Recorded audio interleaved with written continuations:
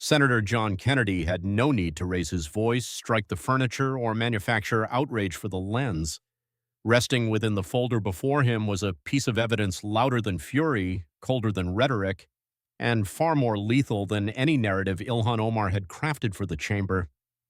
A federal immigration record from 1995, old enough to have endured countless elections, various scandals, repeated public denials, and carefully constructed allegations of prejudice, now sat within his grasp. He waited for the moment when the entire debate would cease to be a contest of identities and become a matter of plain ink. Omar entered the hearing as though she had already mapped the room's emotional layout, gauging which specific words would prompt her allies to rally and which accusations would frame a legitimate question as a political offense.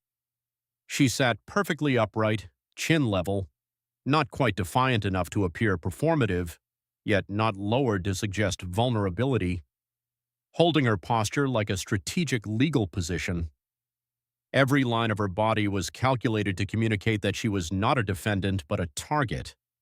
Her headscarf was arranged with meticulous care, her hands resting flat on the surface. In that deliberate stillness, she transmitted a message before uttering a word, the demeanor of someone who had converted composure into a fortress and victimhood into a forensic strategy. She did not open by addressing documentation, as Kennedy had yet to produce any, and she did not welcome investigation, as scrutiny was precisely what her opening statement was designed to neutralize.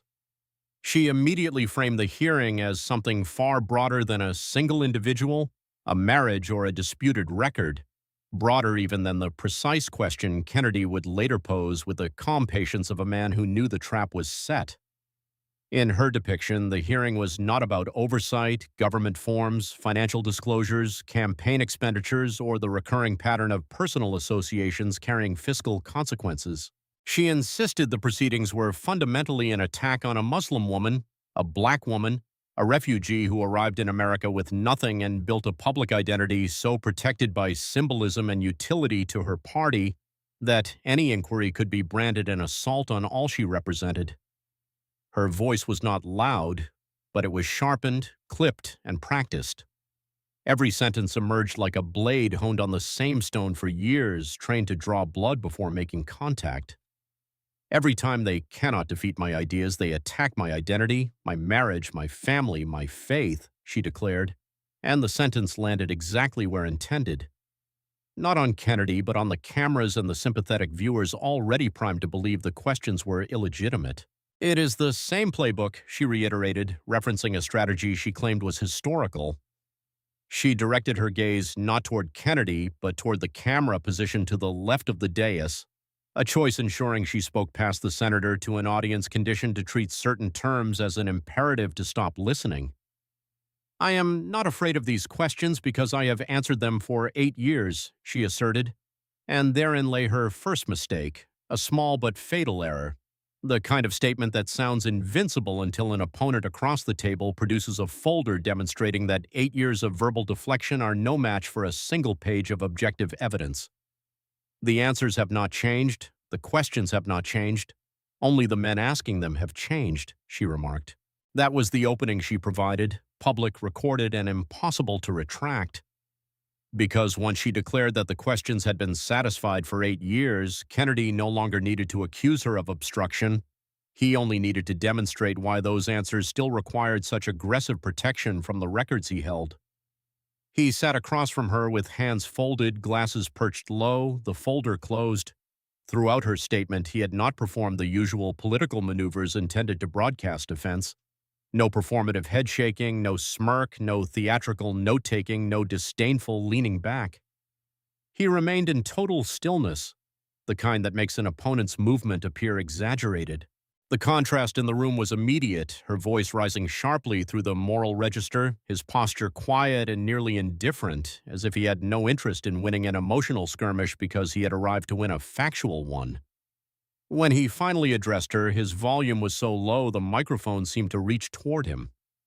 "Congresswoman," Kennedy began, and the address was sufficiently polite to pass without objection, yet it carried no softness. "You stated you have answered every question for 8 years, and I take you at your word, so I will ask a few of them again briefly, and you can give the same answers you have always provided so we may all conclude," he said. It was nearly casual, almost courteous, and entirely harmless, which was exactly why it was effective. He did not announce a takedown, did not warn the room that a document was forthcoming, and did not grant Omar the dramatic adversary she desired. He simply opened the folder, and that singular motion transitioned the hearing from rhetoric to inventory, from identity to chronology, and from accusation to paper. Then Kennedy began where the record began, not with the grand conclusion, not with the immigration form, but with the early timeline, the marriages, the dates, the legal discrepancies, and the filings that had followed her for years. In 2009, you married a man named Ahmed Noor Saeed Elmi, is that correct? Kennedy asked, and Omar answered, yes, in a short and controlled tone. In 2002, 7 years earlier, you participated in a religious marriage ceremony with a man named Ahmed Hirsi, correct? Again, she agreed. But this time the tone of the room shifted as Kennedy was not merely asking personal questions but constructing a sequence where every answer bound the next question. He navigated the distinction between a religious ceremony and a legal union, her claim that she and Hersey had separated, and the absence of a legal divorce prior to the 2009 marriage to Elmi. Omar attempted to narrow the scope by emphasizing the cultural and religious context, placing the matter inside a protected space where critics are expected to tread lightly to avoid accusations of intolerance. Kennedy ignored the bait. He simply stated he understood and continued his path. Then came the tax filings, and the room felt the first genuine tightening, as marriage disputes can be buried under layers of culture and private life, but federal tax returns are not cultural, they are objective filings. Kennedy asked whether in 2014 and 2015, while still legally married to Elmi, she filed joint federal tax returns with Hersey, the man to whom she was not legally married. Omar's right hand moved an inch toward her water glass before freezing. It was not a collapse, but it was movement. In a room defined by stillness, 1 inch became a headline when it occurred at the wrong question. I have addressed this matter, she stated, adding that the filings were corrected, which served as both an answer and an escape hatch, the sort of phrase politicians use when they desire the public to perceive closure rather than culpability. Kennedy accepted the correction, then ensured the room understood the omission, that the State Campaign Finance Board discovered the violation, and she only corrected the filings after the error was exposed. Now the hearing possessed a rhythm, and it was no longer Omar's rhythm. Kennedy turned a page with the patient plainness of a man not debating her tone, not competing with her moral framing, and not chasing the identity speech she had released like a smokescreen. The central question, he said, and the phrasing sharpened the atmosphere. Ahmed Noor Saeed Elmi, the man you legally married in 2009 and divorced in 2017, what is his relationship to you? Omar answered that he was her ex-husband, a truth within the boundaries she preferred, but Kennedy pushed past that safe border to ask the question the entire room expected. Is he your brother? Her jaw tightened by the smallest visible degree, just enough for the front row and the cameras to register, and suddenly the woman who had spoken in grand moral terms was forced into the brutal simplicity of a binary response. That is a disgusting lie perpetuated by bigoted blogs and Islamophobic conspiracy theorists who have targeted me since the day she began. But Kennedy interjected without raising his voice. Ma'am, he stated, and the interruption was not loud, which made it sharper.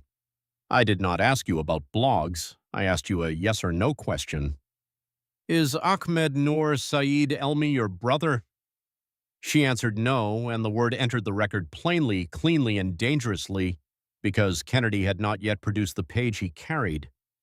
Then he asked the question that stripped away the speech surrounding the denial. Then why will you not release the documents that prove it? That question hung over the room with a cruel patience.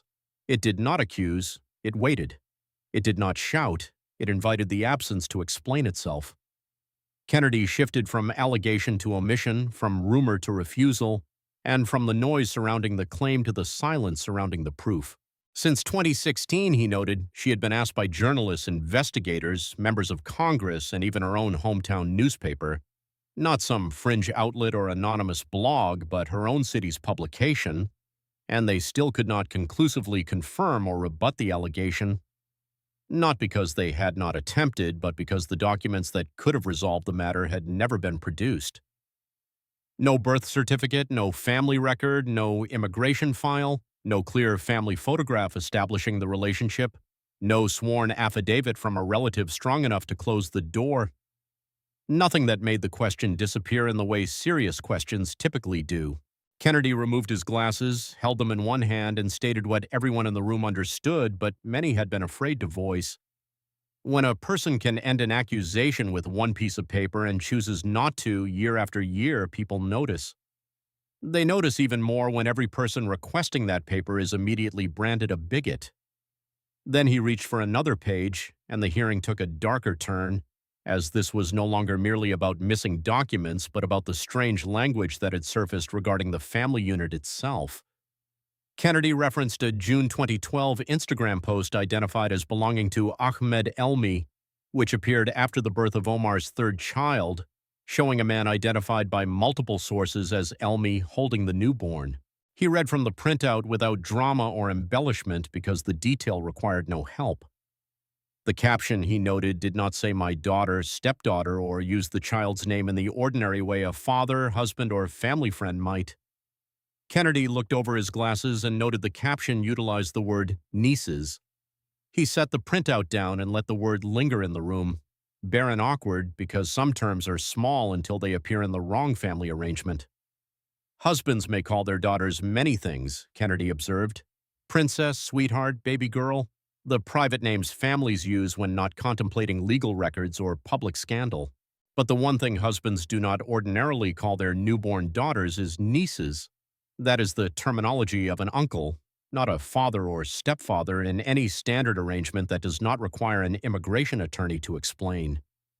A reporter in the press row ceased holding his phone and retrieved a pen, and that minor change communicated more than any gasp could have, because phones record atmosphere but pens preserve sentences, and Kennedy had just delivered a sentence that needed to be recorded exactly. Omar leaned forward, and now her voice shifted, not louder in a conventional sense, but higher, tighter, and more pressurized, as if the room had forced her back into the one defense that had always proven effective. She widened the frame again, pulling the question from the documents and pushing it into the history of Muslim Americans, refugees, immigrants, and every suspicion leveled against them since September 12, 2001. She argued this was a recurring pattern. Their marriages questioned, their families questioned, their belonging questioned, and demands for proof applied to them in ways never applied to white Christian members of the same body. Her eyes swept the room, counting allies and measuring sympathy, attempting to rebuild the moral wall Kennedy had been dismantling one filing at a time. For a moment, a woman in the gallery nodded, a Democratic staffer behind Omar sat straighter, and it appeared as if Omar had successfully regained the lever. Kennedy waited. He permitted the nod to finish, allowed the staffer to settle into that posture, and let the silence stretch one beat too long and then another, because timing is the difference between a rebuttal and a verdict. Then he spoke very quietly, almost gently, and the quietness caused the sentence to land like a hammer wrapped in cloth. Ma'am, I have never been accused of marrying my sister. 6 words, no flourish, no lecture, no paragraph of moral outrage. Just 6 words that cut straight through the identity frame and left the original question standing precisely where she had tried to bury it. The woman in the gallery stopped nodding before her head returned to neutral, frozen somewhere between agreement and recalculation. In that small pause, the hearing turned again, because Kennedy had not just answered Omar's accusation, he had reminded everyone that the issue was not whether America had treated refugees unfairly, but whether Ilhan Omar had utilized that history to avoid answering a document question that should have been answerable years ago. Let's talk about your current husband, Kennedy stated, and the transition was so clean it almost appeared merciful until the next folder appeared. He did not remain on the brother question, did not circle it like a television host attempting to extract a final reaction, and did not grant Omar time to reconstruct the identity wall she had just watched crack under 6 quiet words. He simply moved to the next stack of paper, thinner than the first, squared at the edges, and placed it before him like a surveyor laying out a new section of the same map. That was the danger of Kennedy's method in this room. He was not treating the allegations as separate scandals, distinct misunderstandings, or isolated storms that could be explained away individually until the public grew tired. He was treating them as a pattern, and patterns are more dangerous than incidents because incidents demand excuses while patterns demand explanations. Tim Manette entered the hearing not as a romantic subplot, tabloid fodder, or an embarrassing chapter in a political marriage, but as the point where private life and campaign funding walked through the same door wearing the same coat. Kennedy laid out the timeline the way a surveyor sets stakes in the ground, one date at a time, each marker small by itself but ruthless once the connection between them becomes visible. Omar's campaign hired Manette's consulting firm, the E Street Group, in 2018, and the payments began moving, not in symbolic amounts or casual invoices easily shrugged off as campaign housekeeping, but in figures large enough to demand adult explanations. Between 2018 and 2020, her campaign paid that firm more than $3 million in consulting fees. While those payments flowed, the relationship between the Congresswoman and the man connected to the firm was no longer merely professional. That is where the hearing ceased being about messy personal chronology and became a question every voter understands without a law degree. When campaign money consistently lands near the person sharing your private life, the public has a right to ask whether the campaign is purchasing services or subsidizing a household. Kennedy did not moralize about adultery, and wisely so, because the moral frame would have allowed Omar to escape into the realms of privacy, pain, and personal growth. Instead, he remained on the filings, the timing, the public money, and the public trust, the kind of hard civic material that cannot be softened by claiming everyone makes mistakes. He noted that Dr. Beth Jordan Minette filed for divorce in August 2019, and in that filing she stated under oath that her husband had told her he was leaving her for Congresswoman Omar. That sentence did not originate from a blog, an anonymous account, or a half-lit partisan rumor mill attempting to manufacture a fire. It originated from a sworn divorce filing, the kind of document that does not become irrelevant simply because the facts contained within it are uncomfortable. Kennedy's genius in that moment was not in appearing angry, it was in sounding weary of the excuses before they were even offered. He walked through the marriages again, not with theatrical disgust, but with the deadpan precision of a clerk entering figures into a ledger. Omar divorced Elmi in 2017, she divorced Hersey in 2019, and she married Minette in March of 2020, while payments to the E Street Group continued after the wedding and did not meaningfully decrease. That is the kind of fact pattern that makes public relations language begin to sweat, because there is no clean slogan for money moving before romance, during romance, after divorce, and after marriage. Kennedy stated her campaign paid her boyfriend's company $3 million, then she married him, and the payments persisted. In fact, he noted the E Street Group received more funding from her campaign after she married its owner than before.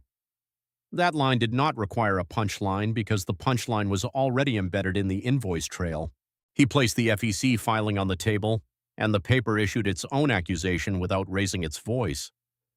"That is not a consulting arrangement," Kennedy said in substance, staring down at the documents with the weary contempt of a man who has witnessed too many intelligent people assume the public is foolish. "That is a joint checking account with a logo on it." Omar pushed back with the anticipated defense, claiming Tim's firm provided legitimate consulting services and that the FEC had reviewed the filings, which sounded reassuring for a moment if one ignored what the words actually signified. Kennedy had considered them, and he did not allow review to become cleared because those are the subtle verbal substitutions politicians use to survive. The FEC reviews filings, he reminded her, but it does not investigate marriages. With that correction, he stripped the sentence of its costume.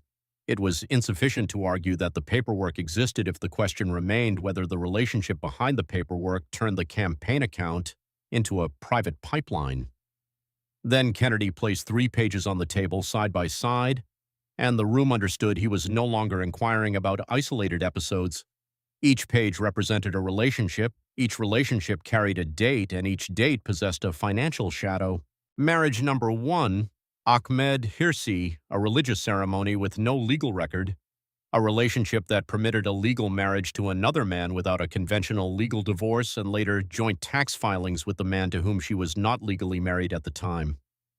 Marriage number 2, Ahmed Noor Saeed Elmi, a legal marriage to the man her own hometown newspaper could not conclusively confirm was not her brother, a marriage that in Kennedy's framing carried the potential question of immigration benefit like a stain that had never been removed. Marriage number 3, Tim Manette, a legal marriage to the owner of a consulting firm her campaign had already paid more than $3 million before the marriage was official. Kennedy touched the pages as he spoke one after another. The gesture was simple enough to appear harmless, but it was devastating because it rendered the abstract pattern visible. Touch marriage 1, faith ceremony, tax filings corrected only after the violation was exposed. Touch marriage 2, legal paperwork, unresolved family question, the silence surrounding documents that should have settled the controversy years ago. Touch marriage 3, campaign cash, consultant husband, money continuing to move after the private relationship became public reality. He was not shouting, sneering, or waving pages in the air like props for a cable segment. He was doing something worse for Omar. He was forcing the audience to watch the documents sit side by side until the conclusion formed on its own. 3 marriages, Mrs. Omar, Kennedy said. 3 different men, and every single one has a money trail running through it like a wire through a wall.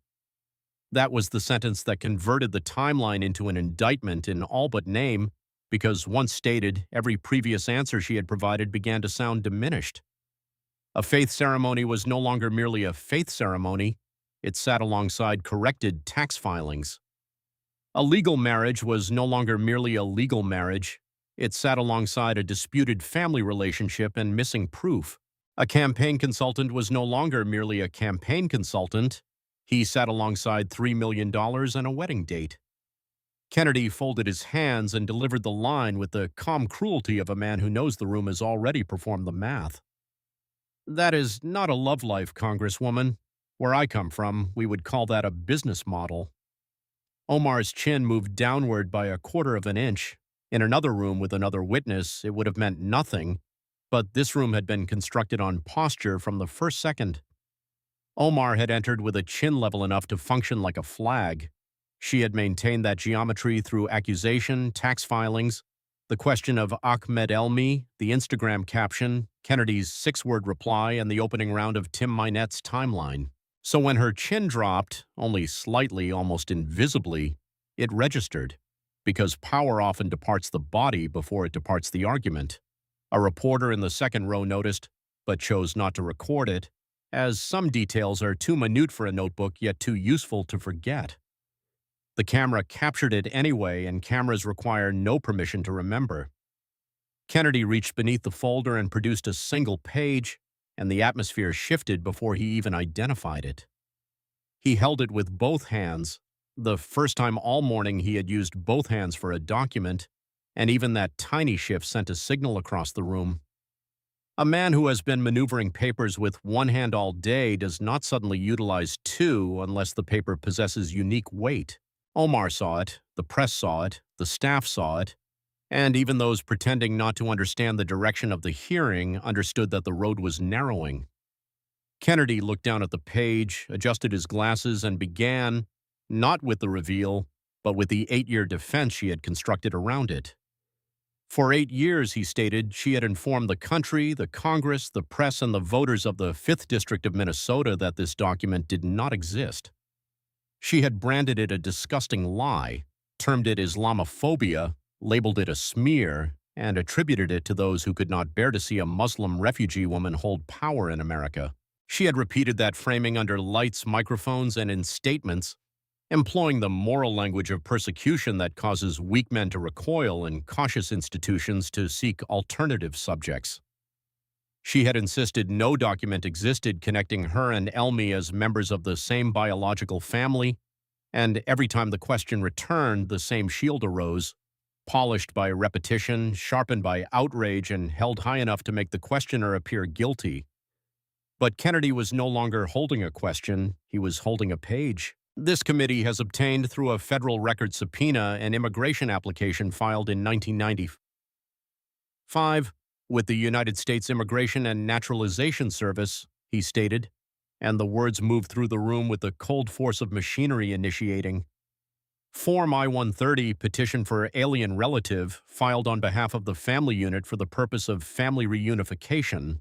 The legal language was dry, almost ugly, and bureaucratic in the way only government forms can be, but that dryness was precisely what made it lethal. It did not resemble politics, it resembled a drawer opening, and once that drawer opened, all the speeches in the world would struggle to force it shut again. Kennedy read the page as a lawyer reads a will in a quiet office where everyone already suspects the deceased left behind something explosive, slow enough for every word to enter the record and plain enough that no one could accuse him of embellishment. "Petitioner, your father," he stated, and the phrase alone seemed to push the room 30 years backward, away from campaign slogans, away from cable news defenses, away from curated statements, and back into the dull, fluorescent truth of an immigration file. Application for reunification of family members, dependents listed for entry to the United States under the family reunification provision of the Immigration and Nationality Act. There was nothing poetic, dramatic, or built for television in that language, and that was exactly why it hit harder than any accusation Kennedy could have invented. Government forms possess no ambition, ideology, trendiness, or desire to be liked, and when they sit quietly for decades, they do not become less dangerous. They become harder to dismiss. He read the names in order, siblings first, then minor children, and the room followed because by then everyone grasped the shape of the approaching collision. This was not a witness being cornered by a clever question, a senator fishing for a viral moment, or another partisan exchange where one side claims victory before the other has concluded. This was a man walking toward a line on a page, and everyone in the room felt the line's gravity. Kennedy's finger moved slightly along the document, not theatrically, not with the flourish of a prosecutor waving evidence before a jury, but with the practical movement of someone ensuring he reached the exact point where the record ceased to be ambiguous. And when he reached the two names, he paused. That pause was louder than the sentence preceding it, because for the first time all morning, the room did not feel like it was waiting for Kennedy to speak. It felt like it was waiting for Omar to breathe. Ilhan Omar, he read, and the name sounded distinct when delivered from a federal forum rather than a campaign biography. Then he peered over the rims of his glasses and read the second name, Ahmed Noor Saeed Elmi. He did not shout it, strike the table, or repeat it for emphasis because repetition would have transformed it into performance, and Kennedy clearly understood that the document performed the labor. He set the page down before him carefully, almost respectfully, as if he understood that once paper like that touches the table, the room no longer belongs to those who came in ready to speak. Same application, same petition, same household, same family unit, Kennedy stated, with the clean rhythm of arithmetic, not opinion, interpretation, or the rough guesswork of political enemies connecting dots with a marker. Same line, same box, same relationship to petitioner, siblings.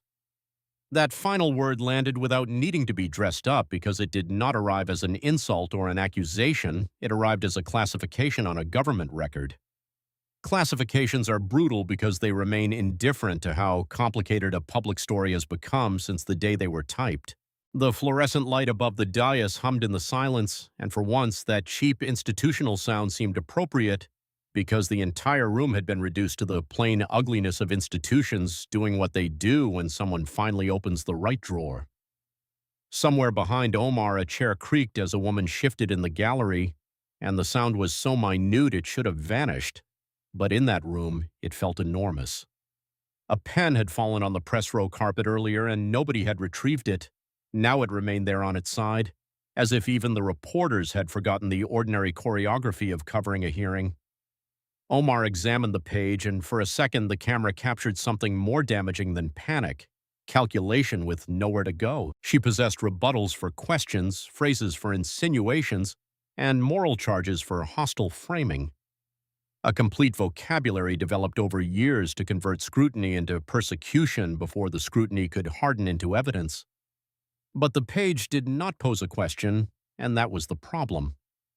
For 8 years, Mrs. Omar, Kennedy stated, you have told this country, this Congress, the press, and the voters of the 5th District of Minnesota that this document does not exist. He tapped the page once with his index finger, not hard, just enough to generate the smallest sound on the table, and that small sound was uglier than a gavel. You said the allegation was a disgusting lie. You said anyone who asked was a bigot. You said the question itself was Islamophobia.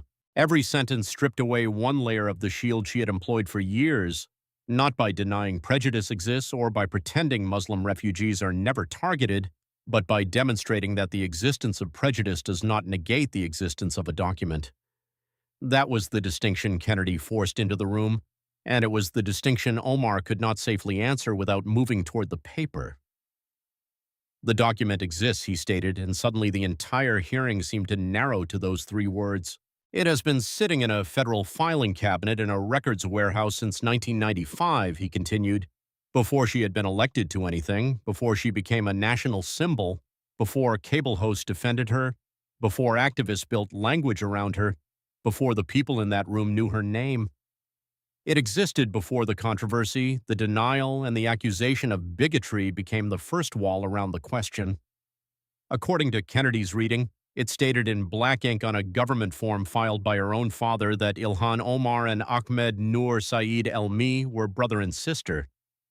Not husband and wife, not strangers, not unrelated adults whose names had been distorted by enemies, but brother and sister on the same form in the same family unit under the same petitioner. Omar did not speak, her mouth opened only slightly, the beginning of a word taking shape before the mind behind it prevented the body from finishing the motion. It could have been this or that.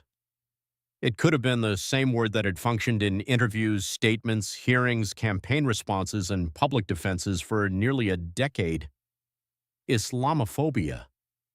The word had always possessed power because it altered the room, caused people to restrain themselves, made journalists soften their phrasing, made allies stiffen, and made institutions worry about the optics of asking again. But now the word faced a target it could not bruise, and that target was a federal form with names, boxes, lines, and a relationship designation that did not flinch. Her mouth closed, and the silence that followed was more damaging than an outburst would have been. The identity shield she had utilized so many times, the shield that had transformed every questioner into a suspect and every request for documentation into a moral offense, remained internalized with the word because for once it had encountered a surface it could not cut. Government forms do not lower their eyes when accused of bias. They do not apologize for existing, explain themselves on cable news, delete old posts, hire communication staff, or care whether the person named on them has constructed a national brand around being too historically burdened to question. They simply sit there, indifferent and fatal, waiting for someone to read the line aloud.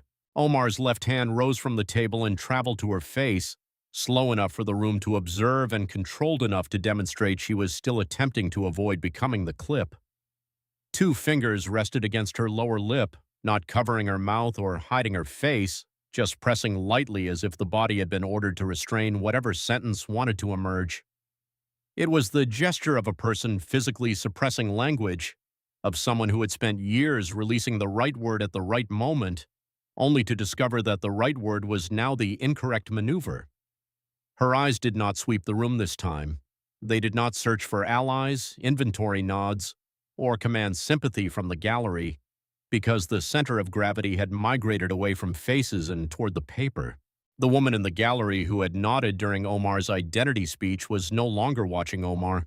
That was one of the quietest turns in the hearing, and perhaps one of the most honest. She was observing the document, the I-130, the page on the table, the ugly little place where politics becomes paperwork and the emotional frame loses its authority. Her gaze had shifted from the woman to the evidence, and that shift was its own verdict, not legal, final, or stamped by a court, but human in the way people decide when a defense no longer answers what lies before them. Omar still possessed supporters in the room, lawyers somewhere, statements to release, and the language of grievance prepared for deployment once the cameras departed. But in that moment inside that room, the page possessed more gravity than the person it named. Kennedy did not rush the silence. He permitted it to stand because silence after evidence is not empty. It is the sound of a room rearranging itself. Then he began to summarize what the document signified in the plainest terms possible, as if speaking not only to the committee but to every viewer who would later see the clip cut down into 45 seconds and passed from phone to phone. A federal immigration form from 1995 listing Ilhan Omar and Ahmed Elmi as siblings, same application, same family, same household. She spent 8 years calling it a lie, he noted, while the document resided in a federal warehouse the entire time. Then the script of the room broke in the way modern politics always breaks, because the hearing was no longer merely a hearing. It was already becoming a clip, a caption, a battlefield, and a verdict in the public imagination before any formal office had even announced a review. Kennedy stood from his chair and walked the length of the table, not quickly or triumphantly, but with the deliberate pace of a man tracing a timeline he had already forced everyone to see. As he passed each page, he touched it with one finger, and each touch became a date, each date became a transaction, and each transaction became another response to the question Omar had attempted to bury under identity. The documents were arranged like stepping stones across a river she had claimed did not exist. 2002, Kennedy stated, touching the first marker. A religious marriage to Ahmed Hirsi, no legal record, touch. 2009, a legal marriage to Ahmed Elmi while still connected to the faith marriage with Hirsi, touch. 2014 and 2015, joint federal tax returns filed with Hirsi while legally married to Elmi. Touch. 2017, divorce from Elmi, 8 years after the marriage. Touch. 2018, legal marriage to Hirsi. Touch. 2019, divorce from Hirsi. Touch. 2020, marriage to Tim Minette after her campaign had already paid his firm more than $3 million.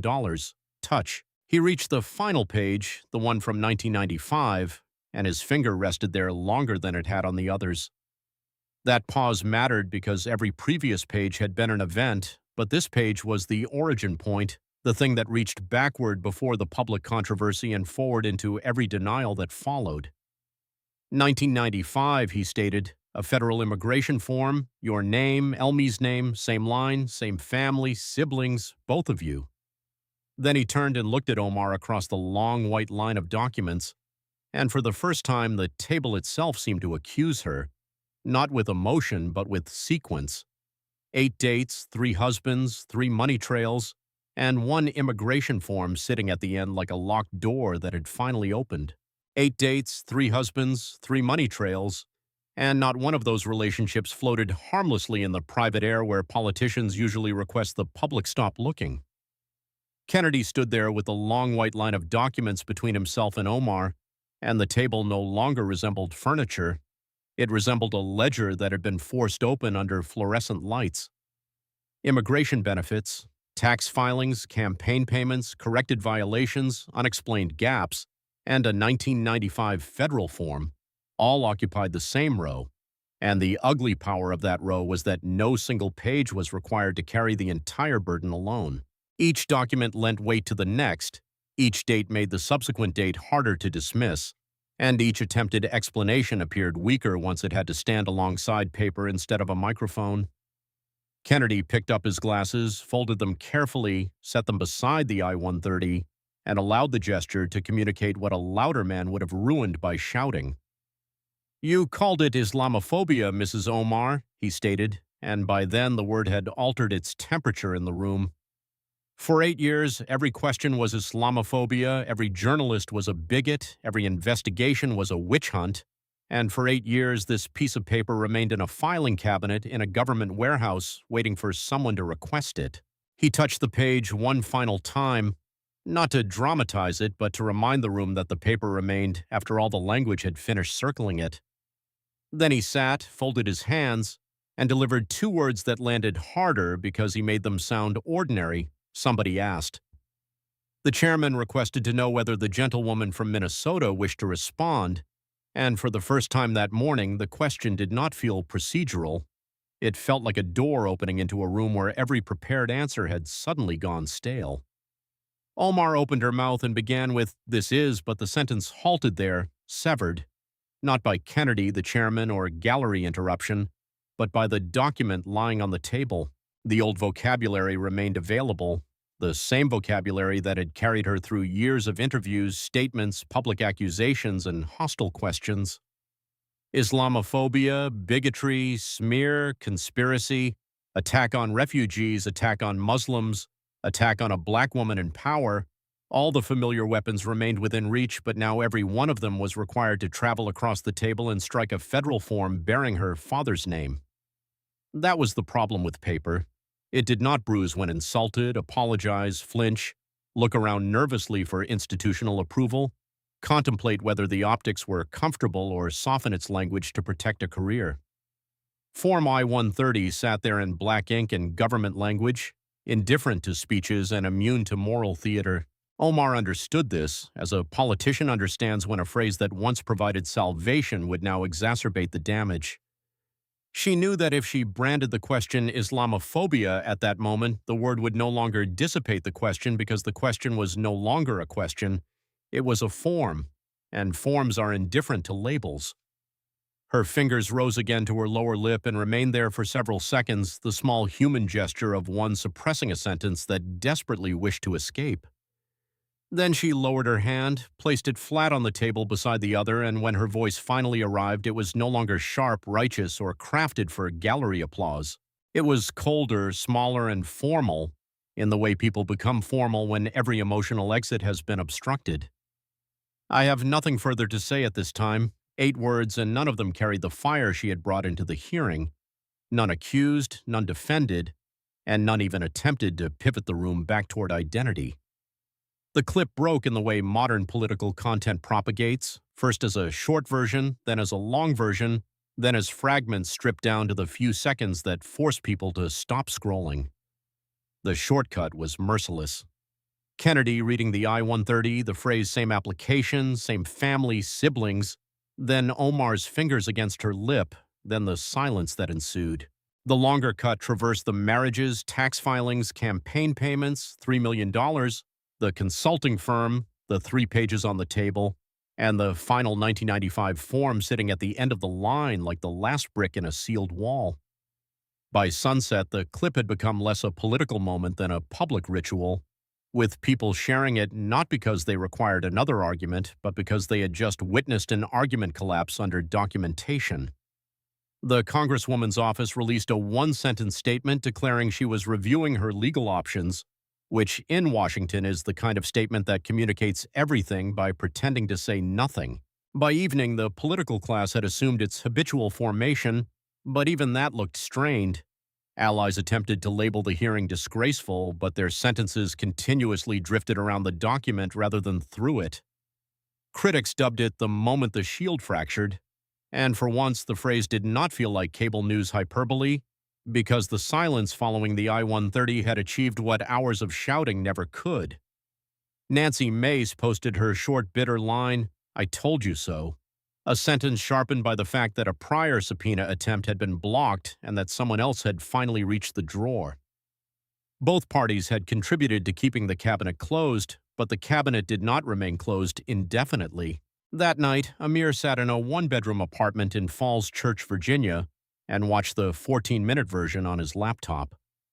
He had emigrated to the United States from Iran 11 years earlier, and in this framework, he was not a pundit, partisan, or a man seeking a team to cheer, but someone who understood the weight of immigration paperwork when it governed one's existence. 7 years for a green card, 7 years of forms, fees, biometric appointments, interview notices, employment authorization renewals, receipt numbers, and online case statuses. He had performed everything in order because that was the arrangement America had promised him. Follow the rules, wait your turn, tell the truth, keep your papers clean, and someday the front door opens. Watching Kennedy read a form that had allegedly resided in a federal file since 1995, Amir did not feel triumphant. He felt weary. It was the weariness that resides in the bones of people who stood in line while others discovered shortcuts and then branded the line itself an insult. He watched Omar's hand rise to her mouth, watched her decide against using the word that had always functioned before, watched Kennedy sit back after stating, somebody asked. Then Amir closed the laptop and sat in the quiet of his apartment, listening to traffic on Route 7 move through the night like a country continuing without inquiring of anyone whether it was fair. The silence in that room required no filling, because he understood the gravity of documents better than any commentator paid to shout about them. One incorrect box could alter his life, one missing page could delay him for months, and one alleged false relationship concealed in the system could render years of lawful waiting a joke told at his expense. Kennedy sat on his porch in Madisonville, Louisiana, later that evening with crickets loud in the dark and tea going warm in the glass beside him. He had not called anyone, nor had he needed to, because some days do not necessitate celebration. They necessitate quiet enough for the obvious lesson to settle. He contemplated filing cabinets in government warehouses, rows of metal drawers in windowless rooms, forms from 30 years ago sleeping under dust until a hand finally pulled them into the light. 8 years, he stated into the dark, not to the cameras, not to a committee, perhaps not even to himself. That paper had remained there for 8 years while everyone debated whether requesting it constituted hatred. Sometimes the answer is not hiding, and that is what renders the story uglier. Sometimes the answer is sitting in the most mundane place in America, inside a file behind a label, waiting for the noise surrounding it to cease long enough for someone to request the record. Kennedy took a sip of tea, set the glass down, and gazed into the Louisiana dark with the expression of a man who had watched Washington mistake volume for truth once too often. An individual can yell loudly enough to keep cautious people away from the cabinet for a time, maybe even for years, but the cabinet does not disappear, and sooner or later somebody asks. In Washington, Omar sat across from her lawyer at a kitchen table, not on a call, not before a camera, and not surrounded by staff ready to convert pain into messaging. The lawyer had a yellow legal pad before him, writing in a hand she could not decipher from her side of the table. The scratch of the pen was the loudest sound in the room, louder than the city outside, the drafted statements or the clips spreading from phone to phone. She remained silent, not accusing anyone of bigotry, invoking the refugee narrative, or reminding the country how hard the journey had been from Somalia to a Kenyan camp to Minneapolis and Congress. She simply sat as a legal pad filled with the language people use when politics ceases to be theater and becomes exposure. She contemplated Mogadishu, the Kenyan camp, the dust, the generators at night, the plane to America, the first apartment in Minneapolis, and the first winter cold enough to make the body realize a new country can feel like another planet. She contemplated the impossible journey from a girl in a camp to a woman in Congress, the journey she had utilized as proof of resilience, as defense, as identity, as armor, and as explanation. For the first time, she wondered if that road ended not in a speech, an election, or another defiant statement, but at this kitchen table with a lawyer, a legal pad, and a government form filed by her father in a world she assumed had vanished. The old world does not vanish. It resides in a filing cabinet until someone opens the drawer. 3 marriages, 3 money trails, 1 immigration form from 1995 with 2 names on the same line. For 8 years, the answer had been labeled Islamophobia, bigotry, conspiracy, and smear, yet the document resided in a government warehouse the entire time. That was the component the country understood without needing a committee memo because Americans may debate politics indefinitely, but they recognize what it means when someone finally produces the receipt. A speech can alter the mood, a slogan can alter the headline, and a sympathetic camera angle can alter the clip, but a document alters the burden. Subscribe, leave the word documents in the comments, and share this with someone who waited in line to come here the correct way.